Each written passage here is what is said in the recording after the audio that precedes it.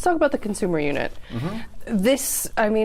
Let's start by talking about the need in the state of Rhode Island for a consumer unit. I mean, how many complaints, questions is this unit fielding on a daily, weekly, monthly basis? I think speaking broadly, there are really two or three components three components to our consumer work.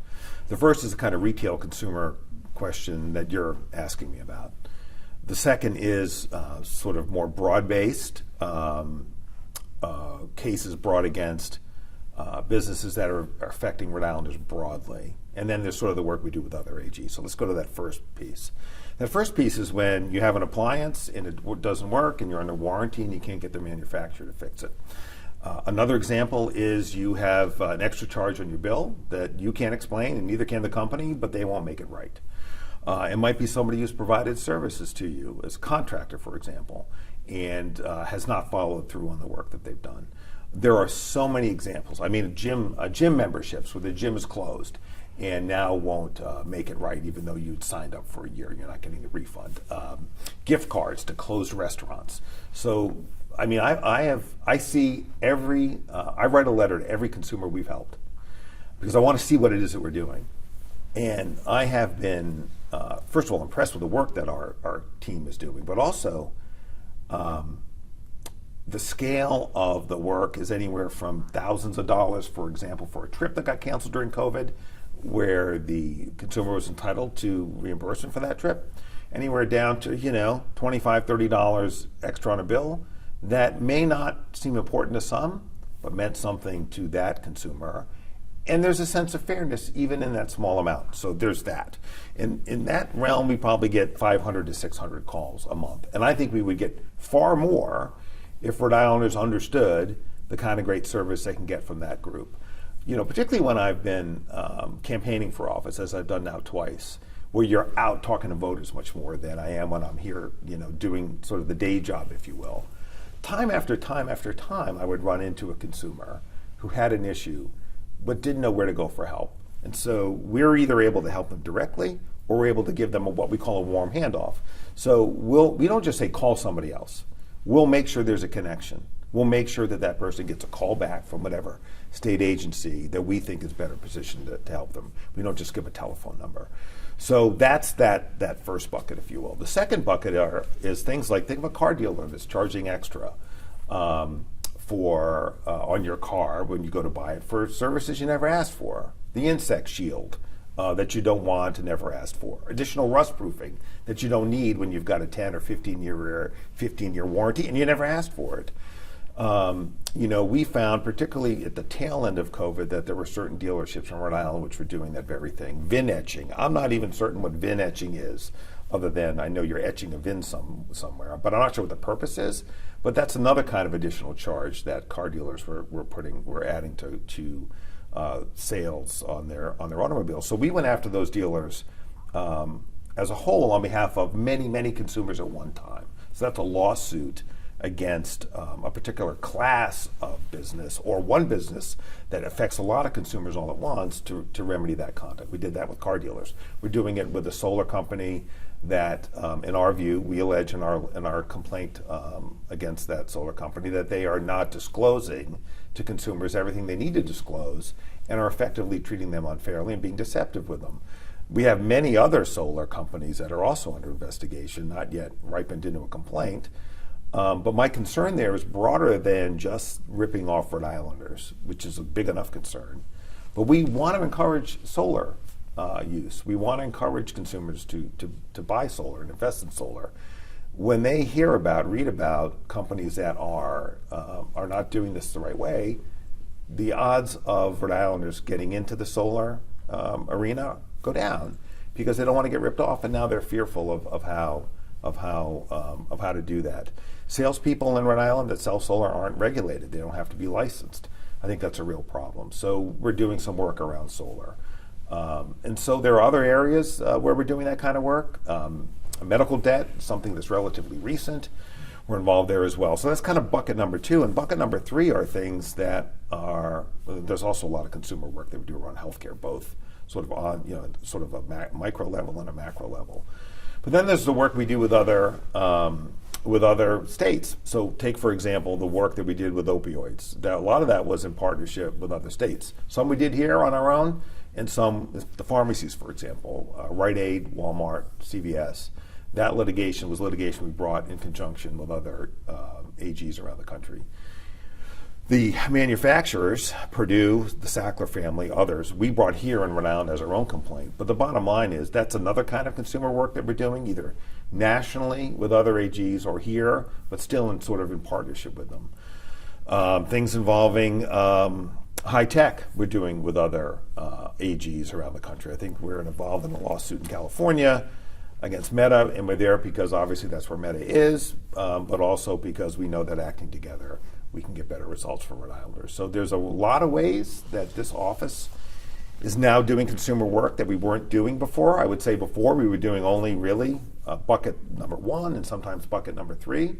But bucket number 2, where we're going after businesses that are affecting Rhode Islanders, lots of Rhode Islanders in exactly the same way is something that's relatively new. We have more lawyers doing consumer work. When I got here, it was mostly in non-lawyer investigators, which you really need, and they do great work, but we really did not have lawyers full-time committed to consumer work. Now we have 4, and I think we can see that in the results we're getting.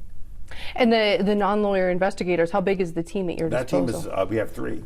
Wow. We have 3. And we draw on other investigators as needed. So I think office-wide, the number of investigators we have is probably over 20. So take contractors, for example.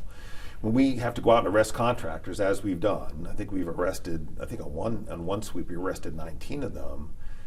Then we'll bring in our law enforcement or ex-law enforcement investigators. They're licensed to carry, obviously in situations where safety is more of a concern when you're making an arrest, for example. What I love about that sweep, and it was a few years ago, was because it was covered in the press. There was a guy who showed up at a consumer store the next day with a check. He wasn't one of the people we'd arrested, but he'd read about it, knew he'd done the wrong thing, was trying to make it right. And so that's part of the reason we do the work, is to encourage other people in the same business not to do what others are. So take, for example, when you go after one car dealer for a certain kind of deceptive trade practice, well, you can be assured that other car dealers take note of that. So take for example, during COVID, when there was a real shortage in vehicles, there was, frankly, false advertising. You'd advertise one price online, but when you got down to the dealer, that car wasn't available at that price. That violates Rhode Island law. And so once we took an action against one car dealer, you could go online and look at other car dealers around the state, and that practice had changed. If it ever existed, it no longer existed. Yeah, and I'm sure it's hard to paint a broad brush, but in a general sense, when you go after these businesses, do you find that most of the time they are acting in bad faith, or is it a lot of just, hey, I didn't know the Rhode Island law? It's probably a little of both. I think some of the deceptive practices are so over the top that if you don't know the specifics of the law, you should. Yeah. So for example, if you're selling a car to somebody, adding a charge on, $500, $600, $700 for something the consumer never asked for, you would never think to do that before COVID. But during COVID, when there was a shortage of vehicles, dealers were in a position of take it or leave it. So that changed the way. So not only are you paying the MSRP, now you're paying for additional things that they have simply tacked on. There's no doubt in my mind that there were people engaged in the auto business back then that knew exactly what they were doing.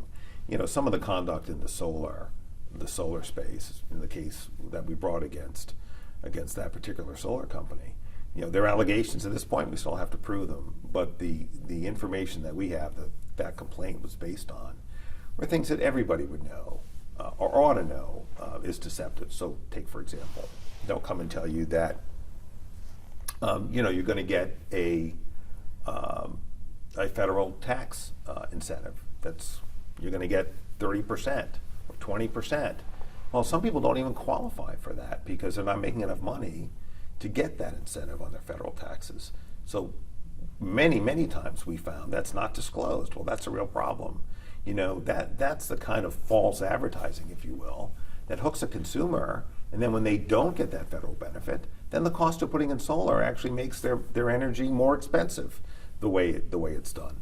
And there have been other practices where, say for example, giving someone an incentive to get something for, say, referring the company to another customer, and then taking the amount that you give to that person as that incentive, and then just tacking it back onto their bill. I mean, those are the kinds of things that everybody should know is unlawful, whether they know the specifics of Rhode Island criminal law or not, or civil law. And solar specifically, I know I've done stories on it, Tamara's done stories on it. You want it to be this great thing that incentivizes, green energy, but there are so many times when consumers not only get ripped off, but get charged exorbitant fees for things that are really the company's problem. What's your advice to consumers? Yeah, look, how do you prevent this from happening if you are interested in solar? Look, so I think a couple of things. Number one, we have a page on our website, which is a resource for people who are interested in solar, buying residential solar, and that's the place that I would send them to. It's at riag.ri.gov,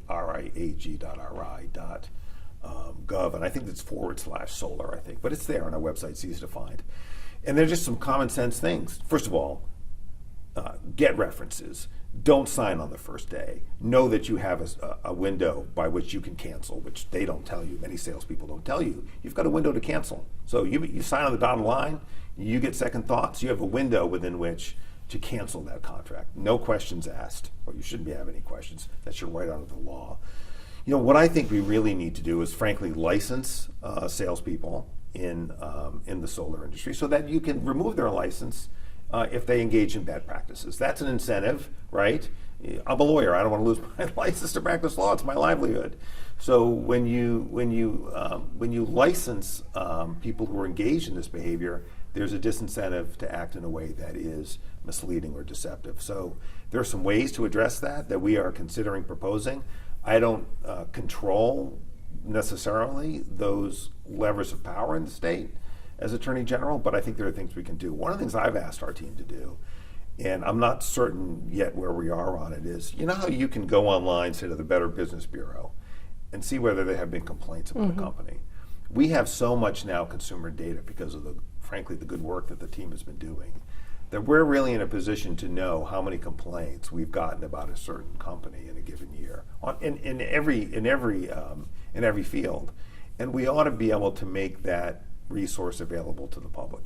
Now, certainly, if a consumer has a question along those lines, calling our consumer unit, we're upfront with them. Look, this is a company about whom we've had 5-6 complaints. You ought to be aware of that, and you ought to ask around and get references. And here are the things that you can do to kind of protect yourself. So always calling our consumer unit is a good idea because they're really experts in dealing with this kind of situation. And you spoke about medical debt earlier too, and it can be crushing for so many people, especially because it's an unplanned expense for a lot of people. What kind of shady practices deceptive practices are you seeing from the collection agencies that then have to go after these folks, and what are you trying to regulate? Yeah, so let's just think about what this means, for example. So you're on Medicare, right? Most people on Medicare are people who are sort of retired, and probably living on a fixed income of some kind. And so Medicare, as I understand it, leaves you with a 20% deductible. Effectively, Medicare pays 80%, you're responsible for 20%. Well, 20% isn't a ton if you're getting a physical, but if you have a significant medical procedure, then it's, you're spending a lot of money out of pocket. Well, you can imagine that there may be some people out there on Medicare that can't make that 20%. So we're talking about, in many instances, really a vulnerable part of our population, older Rhode Islanders that are economically challenged. Now, if you have enough money, you can buy a supplemental plan which will cover that 20% or a portion of it, but many people can't do that. So my first point is there's a substantial part of our Rhode Island population that could be in a situation where they can't meet their obligations, at least not immediately, and then are being effectively chased by debt collectors when they're referred to them. And so, Rhode Islanders have rights under our Unfair Debt Collection Practices Act and also our Deceptive Trade Practices Act. So, for example, coming to your place of business, is something that you're entitled to be protected from. Calling you at all hours, after 9 o'clock at night, for example, is something that you are protected from. There's a line between trying to get a bill paid and harassment, and that's really what this is about. You know, there's one instance where a company chasing medical debt. A lot of this gets farmed out to companies out of state. They don't have any particular affinity for Rhode Islanders, and there's at least one instance where we've recovered thousands of dollars for Rhode Islanders who had paid some of these so-called installment payments when really they weren't. It wasn't necessary that they pay them, or the way the company acted violated the law. So it's something that is more and more on our radar screen. And as we build out our consumer protection unit, we're finding more and more places to get involved. I mean, I think consumer protection comes up in so many ways. I mean, we were talking a moment ago about lead paint. Certainly our efforts with the Rhode Island Department of Health to hold accountable landlords who have tenants with children in particular that are not lead safe, to make them remediate those properties. And but there are sort of holes in our lead paint regulatory structure, and or places where enforcement is not as robust as I'd like it to be. Places where I can't yet act. I'm going to try to get that authority if I can. But I'm talking about the commercial setting where workers are remediating lead paint, say at a very, very old mill complex, and may not have the protections in place that they need to keep themselves and when they go home, their family safe. Or, more broadly, is waste being stored on those premises that really they need to dispose of in the right fashion. They're really not. So there's lots of ways that this office is involved in work that impacts consumers, because consumers at the end of the day are Rhode Islanders. Every Rhode Islander is a consumer, if you think about it. And so this is really work that I think has an important place within our Public Protection Bureau. Yeah, and especially the lead paint. I mean, whether you're a resident living in an apartment building or a worker at a facility, lead paint is the furthest thing from my mind when I enter a facility. So it's really incumbent upon the business owners to follow regulations, and if there aren't any, then Yeah, or if they're not being enforced, right? Yeah. So who's doing site inspections? Who will come down and actually look at a mill? Like we were out there today, but who will actually come down and look at a mill that's being renovated? And I'm telling you, this mill is not in the end stages. It's at the very beginning of what will be apparently a significant reconstruction project. It's going to need to be. But to what extent are we getting out to sites like this to make sure that workers are safe? I mean, the truth is that organized labor is really good at protecting its workers. It knows what the law requires, and it makes sure that on those job sites the law is being followed. So I worry less about job sites where organized labor is working. I worry more about job sites that don't have organized labor, or laborers, even if they're not organized, even if it's not union labor, that understands the health risks and understands how to remediate them and how to protect workers. I'm really worried about that, and I do think there's a gap either in the law or in our willingness to enforce that needs to be addressed going forward. It's something we're going to be paying close attention to in the months ahead. Yeah, and what department typically oversees that, right? Well, that's a question. So one of my questions today was, where does this fall? Is it EPA? Is it OSHA? Is it DOH, Rhode Island DOH? Is it Rhode Island DEM? Is it DLT? Is it some combination thereof? And that's something I've asked the team to do coming out of our site visit today, to understand the regulatory framework. Are there laws that cover this? If so, what do they cover? Who enforces them? Are they being enforced? And if they're not being enforced, how do we encourage those agencies to enforce with our assistance, or for us to go it alone if necessary? It's a huge scope of, from small little businesses ripping off customers $30 to overseeing lead compliance. Mm-hmm. Do you feel like your team is large enough to cover this wide range of issues across? It isn't. It's why I fought so hard for resources last year. When you think about what those 15 positions that the General Assembly was good enough to award to this office, they're doing work around cold cases to bring justice to families. I've been to candlelight vigils that really no one's aware of other than those families and some friends that come to remember the lost loved ones whose cases haven't been solved. If we bring attention to that in partnership with the local police departments, whose case it is, after all, we think we can bring justice to families there. So that's one place they're used. Another place we're putting one of those positions, one or more, is in consumer protection. The very things we're talking about, we're building that team out. from 3 to 4 people, they can do much more for Rhode Islanders. Energy, which is itself a consumer issue. When we were fighting to get $200 million back to Rhode Islanders in the sale of Narragansett Electric from National Grid to Rhode Island Energy, that was work that this office did for consumers in the form of ratepayers. Healthcare. Healthcare is a consumer issue. If we don't fix healthcare, our healthcare system is going to fail. And it's not far off. And so we need to do strategic thinking somewhere in state government. I think there's an absence of it. I think this office can help fill it, and we're doing that too.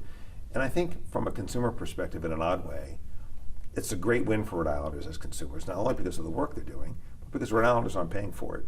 We're paying for all 15 of those positions out of money we recovered from the opioid companies for legal fees. So we were entitled to legal fees from the opioid companies, and we've driven that back into this office to do great work for Rhode Islanders. So if you think about it, 15 people come to this office every day to work for Rhode Islanders across all those things I just talked about: consumer protection, environment, energy, healthcare. And we're paying for them ourselves. And I can't think of a better bargain for Rhode Islanders, and I'm really proud of the work we're doing. And if you're not ready to speak on this now, we were talking about this earlier, but it seems like every day, week, there's new stories and concerns coming up about other industries and artificial intelligence. Do you foresee your unit and your agency having to expand even more in the future? This office is way too small for the mission it holds. I mean, we are thought of mostly as a prosecutorial office.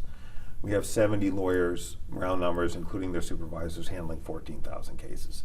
When I was U.S. Attorney, I had 15, 16 prosecutors handling at any given time 100 cases. Just do the math. They're almost impossible. It's almost impossible to do every one of those cases as well as we'd like. Yet I give our lawyers in the criminal division great credit for the great work that they do sometimes when they're facing headwinds in the court itself.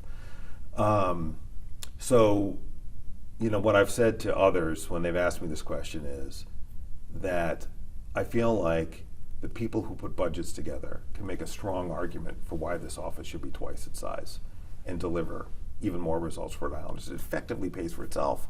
We brought in $250 million in the opioid settlements. It's going right back to Rhode Islanders, you know, in the form of substance use disorder treatment, which is better for all of us, for our families, for us as an economy, to get these people back to where they should be, both as people and as contributors to society, economically and otherwise. So investing in this office, I think, is always a winner. It surprised me last year that I had to fight so hard to make it happen, but I'm glad that we did. But look, if you look at the Delaware AG's office, same mission as ours, same size of state, same population effectively, same mission, both the criminal mission and the civil mission. Really unique to AG's office. Connecticut and Massachusetts are nothing like that. They have twice the number of people we do. This office should be double the size. If we were double the size, we could deliver much more for Rhode Islanders. We are limited only by our resources, and we really stretch to do everything that we possibly can.